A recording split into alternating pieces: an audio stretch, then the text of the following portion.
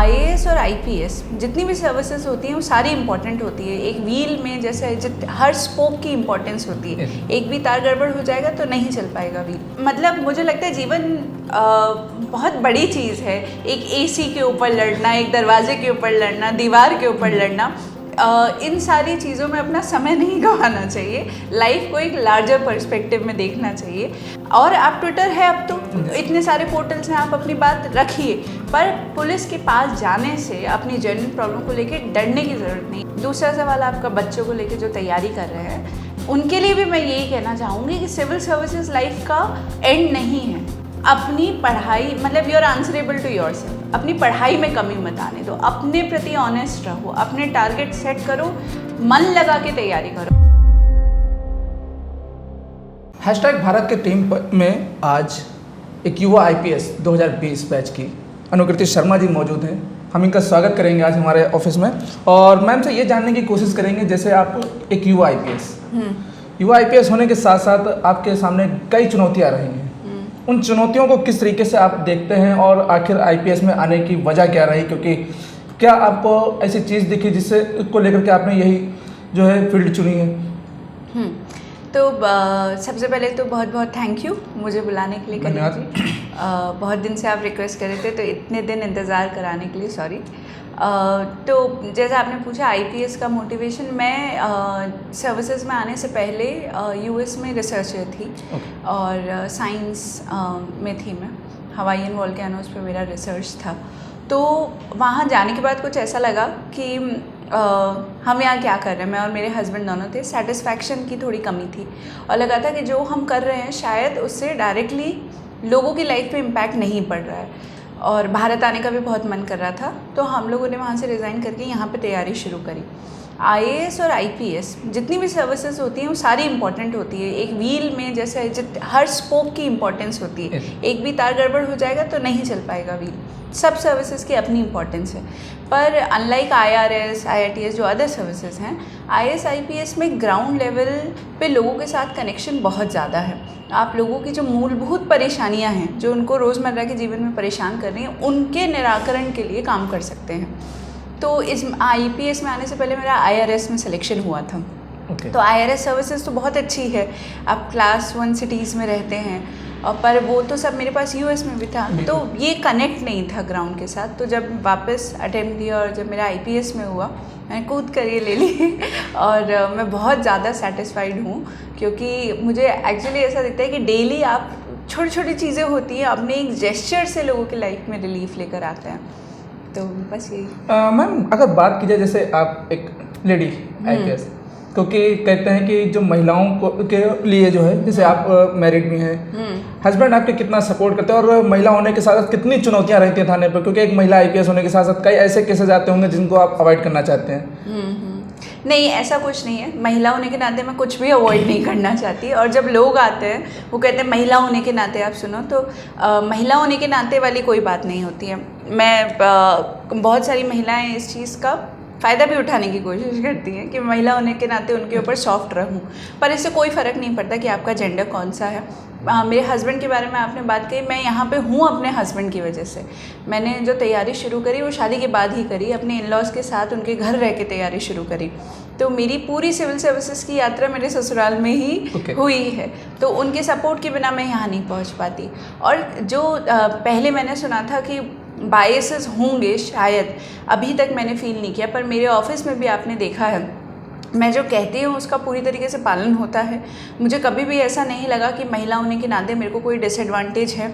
मैंने कभी अपनी तरफ से ये नहीं जताया कि मेरे को कोई डेड बॉडी देखने में प्रॉब्लम है, या फिर है ना शराब के ठेकों पे मैं नहीं जाऊँगी। मेरे ख्याल से वो सारे रिस्ट्रिक्शंस, इनहिबिशंस हमारे अंदर होते हैं। अगर हम डिसाइड कर लें कि क्या फ़र्क पड़ता है, तो फिर समाज का कोई भी आदमी उसे क्वेश्चन नहीं करेगा। मैम बात की जाए जैसे एक पुलिस की जो छवि को लेकर के, जैसे लोग इस बीच पुलिस के में आना चाहते हैं, लेकिन वो एक उनकी अलग एक थिंकिंग बनी हुई है। हाँ। उस थिंकिंग को भी आप जब से आई हैं, उस दूरी को जो मिटा रही हैं, दूरी को मिटाने के लिए जैसे आपने बच्चों को टारगेट किया कि बच्चों के बीच पहुंचना है, बच्चों से घुलना मिलना है, बड़ों को टारगेट ना करके बच्चों को टारगेट किया। आखिर इस मुहिम के पीछे का राज क्या? मैं इसको करेक्ट करना चाहूँगी। हमने दोनों वर्गों को टारगेट किया। जो पुलिस माय फ्रेंड अभियान आपने देखा था, तो हम लोग स्कूलों में भी गए, और आप शाम को, मैं चाहूँगी, कुछ चैनल्स ने तो उसे कवर किया था, हम लोग शाम को भी डेली जाते हैं लोगों के बीच। क्योंकि मैंने थाने पे जब मैं कुछ दिन बैठी, शुरू के 11 अप्रैल को मैंने ज्वाइन किया था, तो मैंने नोट किया अगर पीस कमेटी की मीटिंग बुला रहे हो तो वही 20-30 लोग आ रहे हैं, वही प्रभावी लोग होते हैं, वही आते हैं। उसमें महिलाएं नहीं दिखती हैं, बच्चे नहीं दिखते हैं। फिर लोग अपने निजी कारणों, स्वार्थ की वजह से थाने पे आते हैं, या कोई बहुत परेशान है तो आ रहा है, या कोई बहुत प्रभावशाली है तो आ रहा है। जन सामान्य नहीं आता है। जन सामान्य बस दूर खड़ा होकर शिकायत करते, देखो पुलिस क्या कर रही है खड़ी खड़े। तो और पुलिस के पास बहुत सीमित संसाधन है, ह्यूमन रिसोर्सेज की बात करें तो हम लोग, अगर हमें क्राइम के लिए एक्शन लेना है, क्राइम के अगेंस्ट, समाज की जो नशा और इस तरह की बुराइयां हैं इन्हें दूर करना है, तो हमें जनता का सहयोग चाहिए ही चाहिए। तो इस पुलिस माय फ्रेंड की पहली शुरुआत हमने कम्युनिटी के बीच में जाके करी थी। तो हम लोग डेली शाम को क्षेत्र के अलग अलग चौकी क्षेत्र के अलग अलग गाँवों में, और हमारे क्षेत्र में क्योंकि ये भी हैं सोसाइटीज़ भी, अंचल वगैरह, तो इनकी RWS के साथ हम लोग अभी तक 12 मीटिंग्स कर चुके हैं। हम उनके पास जाते हैं, पहली चीज़ हम यही कहते हैं कि आपको शिकायत रहती है कि पुलिस आपकी बात नहीं सुनते, आज हम सुनने आए हैं। फिर धीरे धीरे लोग खुलना शुरू करते हैं, उसमें बूढ़े भी होते हैं, महिलाएं भी होती हैं। पहले हम उनकी शिकायतें सुनते हैं, उनको नोट डाउन करते हैं, पूरा डॉक्यूमेंट करते हैं, 7 दिन के अंदर उस पर एक्शन टेकन रिपोर्ट लेते हैं चौकी इंचार्ज से कि जो बातें की, और हमें उससे जो क्षेत्र की 5 प्रमुख दिक्कतें हैं पुलिस से रिलेटेड शिकायत, वो पता चल जाती हैं। तो उन पे जब हम काम करते हैं तो लोगों को लगता है भाई हाँ देखो पुलिस सुनने लग गई है। फिर हम उनको पहले उनकी शिकायतें सुनते हैं, फिर उनको जागरूक करने के लिए, जैसे साइबर फ्रॉड्स हुए आजकल बहुत ज़्यादा कॉमन हो गए, कैसे उनसे बचा जाए वो बताते हैं। हेल्पलाइन नंबर के बारे में बताते हैं। महिलाएं जो हैं उनसे हम ये कहते हैं कि अगर मान लो कोई महिला पीड़ित है, डोमेस्टिक वायलेंस हो रहा है उसके साथ, वो खुद हिम्मत नहीं जुटा पा रही, तो आप बताइए, आप गोपनीय तरीके से हमें बताइए, हम उनके खिलाफ है कि ये महिला है, इसके साथ बहुत कोई अनहोनी घटना घट सकती है, तो हम जाके उसके पति को बस डांट ही देंगे, कुछ तो रुक जाएगा। हम ये कहते हैं हमें गुंडे की कार्रवाई करनी होती है, आप हमें बताओ कि कौन गुंडा है, हम नहीं ढूंढेंगे, क्योंकि क्षेत्र के लोग जिससे ज़्यादा परेशान हैं उसके खिलाफ कार्रवाई होनी चाहिए, ना कि जिसका मतलब पेपर पे दिख रहा है। तो इस तरीके से हम कोशिश कर रहे हैं, और मेरे को लगता है उससे हमें मदद भी मिल रही है। मैम, जैसे बात की जाए कि आपकी पहली पोस्टिंग के साथ साथ आपके सामने कई ऐसे भी केसेस आए होंगे कि पुलिस के खिलाफ ही शिकायत, क्योंकि विभाग है, विभाग से हमें कई बार ऐसा होता है कि लोग अवॉइड करते हैं, इस पर कई आरोप भी लगते हैं। आपके सामने एक ये बड़ी चुनौती भी आई होगी कि पुलिस की शिकायत पुलिस से हो रही है, उसको लेकर के किस तरीके से लोगों को जो इसके विषय में समझाया, और इस पर कार्रवाई को लेकर के किस तरीके से? बिल्कुल, मेरे जब मैं शुरू में आई तो मेरे पास जांच वगैरह आई पुलिस के जो कर्मी हैं उनके खिलाफ, और मुझे ऐसा लगता है कि पुलिस एक ऐसी संस्था है जो कि विश्वास पर टिकी है। अगर लोगों का पुलिस पे से विश्वास उठ जाएगा तो लोग एकदम होपलेस हो जाएंगे। तो अगर आपको ऐसा लगता है कि पुलिस कर्मियों के खिलाफ शिकायत आई है तो एकदम निष्पक्ष तरीके से उसकी जांच करना बहुत बहुत आवश्यक है। यूनिफॉर्म पहनते ही आदमी बहुत पावरफुल हो जाता है। मुझे खुद ऐसा लगता है कि सुपरमैन वाली फील आती है, क्योंकि अगर मैं अकेले ऐसे जाऊँ सादे वस्त्रों में तो इतनी हिम्मत नहीं जुटा पाऊंगी कि 5 शराब के ठेकों के बीच जाके अकेली खड़ी हो जाऊं। पर यूनिफॉर्म एक बहुत पावर है। अब इस यूनिफॉर्म का हम किस तरीके से उपयोग करते हैं ये बहुत ज़्यादा इम्पॉर्टेंट है। इस यूनिफॉर्म में अगर किसी ने गलत काम किया जनता के किसी व्यक्ति के साथ और सही व्यक्ति के साथ, तो वो एक उस व्यक्ति विशेष के लिए नहीं, वो पूरे विभाग के ऊपर क्वेश्चन खड़ा करता है। तो इसलिए अगर कोई व्यक्ति इस यूनिफॉर्म का गलत उपयोग करता है अपने निजी स्वार्थ के लिए तो उसके खिलाफ कड़ी कार्रवाई होनी चाहिए। फ़र्क नहीं पड़ता कि वो विभाग का है कि नहीं। आप एक के खिलाफ एक्शन लेते हैं तो समस्त विभाग में एक मैसेज जाता है। तो यही कहना है मुझे। आपकी शुरुआती ज़िंदगी की अगर बात करें तो अभी तक आपके विषय पर ऐसा कौन सा बड़ा चैलेंज रहा है, चाहे घटनाओं से संबंधित या जीवन से संबंधित, ऐसा कौन सा बड़ा सा चैलेंज रहा जिसको आप निपटा करने के बाद आप एक अपने आप को प्राउड फील किए?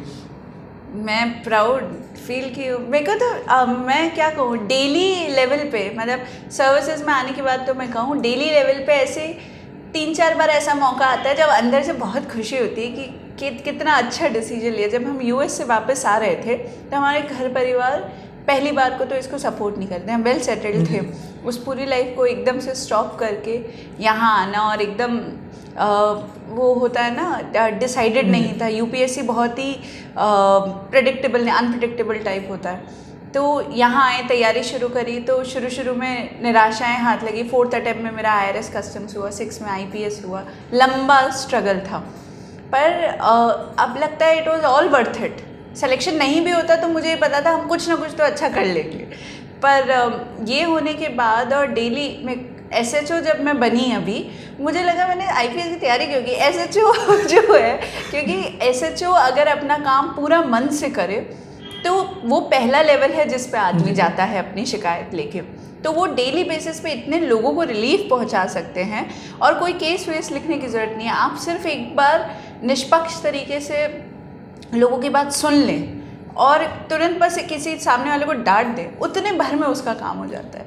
तो बहुत दिन में मौके आते हैं जब अपने आप मतलब बहुत ही अच्छा और सेटिस्फाइंग फील होता है। मैम, महिलाओं से अगर जुड़ी बात की जाए, जैसे आज का समय ये है कि जो कहा जाता है महिला अपराध ज़्यादा है, महिला अपराधों की संख्या भी बढ़ रही है, केसेस भी ज़्यादा लिखे जा रहे हैं। आप खुद एक महिला हैं, महिला होने के साथ साथ जो केसेस आप तक महिलाओं के पहुंचते हैं, तो आपने इसमें अभी तक क्या कुछ जगह, क्योंकि ज़्यादातर कहा जाता है कि उसका मिसयूज़ किया जा रहा है, तो उन चीज़ों को किस तरीके से आपने हैंडल किया और कितने केसेस पे रियलिटी काम किया, और महिला अपराध को रोकने के लिए क्या कुछ आपके द्वारा कदम उठाए गए हैं?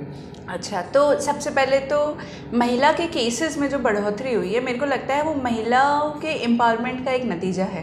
पहले क्या होता था कि महिलाएं गांव वगैरह में रहती थी, ज़्यादा बाहर नहीं निकलती थी, पढ़ने के लिए भी, नौकरी के लिए भी, तो जो महिला और पुरुष का इंटरेक्शन था वो बहुत लिमिटेड था। अधिकतर घरेलू हिंसा होती थी, जो कि हमारे सोसाइटी में एक एक्सेप्टेड नॉर्म है। तो जब इन मिक्सिंग ही नहीं होगी तो अपराध की संभावनाएं कम होती हैं। अब महिलाएं बाहर निकल रही हैं तो उनके खिलाफ जो भी स्टॉकिंग है या 354, 376 है, ये बढ़ने लगे हैं। प्लस पहले महिला इसको सहन कर लेती थी, अब जागरूक बन रही हैं, एम्पावर्ड फील करती हैं, तो वो थाने तक पहुंचने में डरती नहीं है। तो केसेस में इजाफा होना इस बात का प्रतीक ना हो कि हमारी सोसाइटी ख़राब हुई है, मेरे ख्याल से इस बात का ज़्यादा प्रतीक है कि महिलाएं अब इतनी हिम्मत जुटा पा रही हैं कि अपनी आवाज़ रखती हैं। तो इसको हमें पॉजिटिवली लेना चाहिए, पहली चीज़ ये। दूसरा, आपने ये जो मिसयूज़ वाली बात है, हर लॉ का मिसयूज़ होता है। आप SC/ST एक्ट की बात कहेंगे, उसका भी मिसयूज़ होता है। महिलाओं के तो कोई भी लॉ इम्यून नहीं है मिसयूज़ से। तो ये जो रेप रिलेटेड क्लॉज आए हैं, मेरे सामने भी इस तरह की परिस्थितियाँ आई, और मुझे ऐसा लगता है कि फीमेल एम्पावरमेंट में हमें मेल को डिसएम्पावर नहीं करना है, कि पुरुषों के प्रति अत्याचार बढ़ जाए, ये भी नहीं करना है। ये सब कुछ SHO और हम सब पे डिपेंड करता है कि हम लोग इस बात का ध्यान रखें कि हम लोग किसी क्या होता है कि डर जाते हैं, महिला अपराध आ गया, ये तो लिखना ही पड़ेगा। हमें सोचने की ज़रूरत है कि क्या पुरुष के साथ खराब तो नहीं हो रहा है, गलत तो नहीं हो रहा है, क्या सही में हुआ है कि नहीं। और मेरे ख्याल से एक बार प्रारंभिक जांच तो इसमें होनी नहीं होती है। महिला संबंधित अपराध अगर महिला ने कहा है तो वो अपराध है, लिखा जाना चाहिए। पर एक बार अगर आप सोचें केस रजिस्टर करने से पहले, दोनों पक्षों को एक बार बिठा लें, तो आपको काफ़ी चीज़ें पता चल जाती हैं। और उस समय अगर कोई अनहोनी, क्योंकि अगर एक बार किसी पुरुष पर अगर दाग लग गया, वो जीवन भर उस छवि को सही नहीं कर पाता।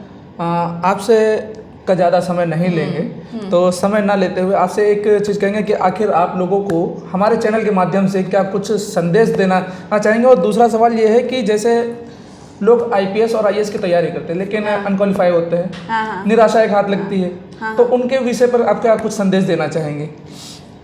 सबसे पहले तो मैं यही कहना चाहूँगी कि लोगों के संदेश की बात है, तो मैं अभी थाने पे ये देखती हूँ कि लोग छोटी छोटी बातों को लेके बहुत जीवन में परेशान हैं, बहुत लड़ाई करते हैं। और मतलब मुझे लगता है जीवन बहुत बड़ी चीज़ है। एक AC के ऊपर लड़ना, एक दरवाजे के ऊपर लड़ना, दीवार के ऊपर लड़ना, इन सारी चीज़ों में अपना समय नहीं गंवाना चाहिए। लाइफ को एक लार्जर पर्सपेक्टिव में देखना चाहिए। तो छोटी छोटी बातों को लेकर परेशान होने से आप ही का जीवन खराब होता है, बच्चों की पढ़ाई खराब होती है, घर में हमेशा क्लेश रहता है। तो ये एक मैं कहूँगी। और दूसरा ये कि महिला, बच्चे, बुज़ुर्ग, इन सबसे मेरी ये रिक्वेस्ट है कि पुलिस आप ही के लिए दिन रात काम करती है, आप ही की सेवा में लगी है 24/7। हमारे जो कांस्टेबल्स हैं, एक दिन आप उनकी अगर कार्यशैली देखेंगे तो आप ताज्जुब करेंगे कि ये आदमी अपने परिवार के साथ कब रहता है। महिला कांस्टेबल्स की स्थिति और ख़राब है, तो आप उनसे अपनी बात कहने में झिझके नहीं, डरे नहीं। अगर कोई कांस्टेबल आपके साथ ख़राब व्यवहार कर देता है तो उसे आप एक क्या कहते हैं, उसे एक्सेप्शन ही मानिए। और आप ट्विटर है अब तो इतने सारे पोर्टल्स हैं, आप अपनी बात रखिए, पर पुलिस के पास जाने से अपनी जेन्युइन प्रॉब्लम को लेकर डरने की ज़रूरत नहीं है, पीड़ित होने की बिल्कुल भी ज़रूरत नहीं है। दूसरा सवाल आपका बच्चों को लेकर जो तैयारी कर रहे हैं, उनके लिए भी मैं यही कहना चाहूँगी कि सिविल सर्विसेज लाइफ का एंड नहीं है। मतलब आईपीएस आईएएस एक माध्यम है जनता की सर्विस करने के लिए। हम लोग क्या करते हैं, इसको लाइफ का लक्ष्य बना लेते हैं। लाइफ का लक्ष्य होना चाहिए कि मेरा जीवन लोगों के काम आना चाहिए। वो किसी भी आप जैसे पत्रकारिता में है तो क्या आप लोगों की मदद नहीं करते हैं? ऐसे ही हम लोग हर क्षेत्र में कर, तो अगर इसके अंदर तुम्हारा आईएएस आईपीएस में नहीं होता है तो लाइफ वहाँ रुकनी नहीं चाहिए। Aim for the highest. और अब जो लोग जिनके अटेम्प्ट्स बचे हैं, जो दे रहे हैं, अपनी पढ़ाई मतलब you are answerable to yourself. अपनी पढ़ाई में कमी मत आने दो, अपने प्रति ऑनेस्ट रहो, अपने टारगेट सेट करो, मन लगा के तैयारी करो। इधर उधर लोग इंस्टाग्राम पे फॉलो करने लगते हैं, लाइक करने लगते हैं वीडियो दे, उससे सिलेक्शन नहीं होता। टाइम का सदुपयोग करें, सिलेक्शन हो। ये बहुत अनप्रेडिक्टेबल एग्जाम है, बहुत अच्छे अच्छे बच्चों का सिलेक्शन नहीं होता है, तो उसे निराश होने की बिल्कुल ज़रूरत नहीं है। तो ये थी 2020 बैच की आईपीएस अनुकृति शर्मा जी, जिन्होंने अपना अनुभव भी साझा किया है और हैशटैग भारत की टीम की ओर से एक मैसेज भी देना चाहा है। उम्मीद करते हैं कि जिस तरीके से मैडम ने अपने एक अनुभव को साझा किया और आने वाले भविष्य की, इनके एक अच्छे भविष्य की कामना करते हैं। हैशटैग की भारत की ओर से सभी को नमस्कार।